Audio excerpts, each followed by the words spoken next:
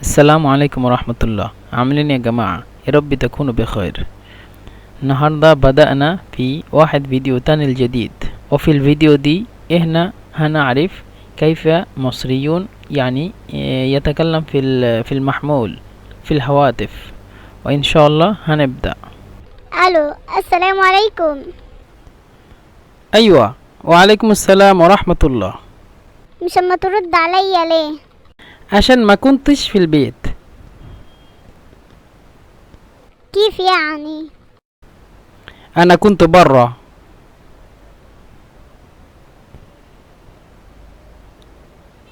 ما عديت عليك وخالتك قالت لي مش هنا. أيوة، أنا كنت برا. وانا سامعه صوتك من جو. لا، ده صوت أخويا. لا يا عمران، ما انا كلمتك كتير وانت ما ردتش علي. أنا كنت مشغول. شوف يا اخويا، تليفونك اتصلت عليك كم مره. معليش، كنت مع أصحابي. يا واد، مردني لحد ما فاصل. طيب، عدي عليا. لا، مش معدية عليك تاني. انا قلت لامك انا كنت عايزة اخد كتاب وهي قالت لي لما هو يجي. خلاص، طيب تعالي خديه. لا، مش هاجي تاني. طيب، ابعت أخوكي. لا، ما بعدش اخوي. ليه؟ ابعتيه.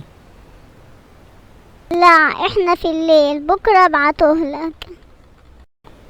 تمام. وانت عامل ايه؟ واخبار الكلية عاملة ايه؟ الحمد لله كويس. أما روح، وانت أما تروحي.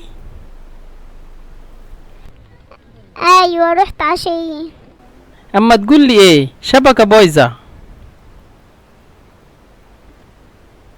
ماشي خلاص، سلام. بعدين نتكلم. ماشي، سلام. طيب يا إخواني، احنا خلصنا يا الحوار، يعني احنا خلصنا المكالمة من المحمول.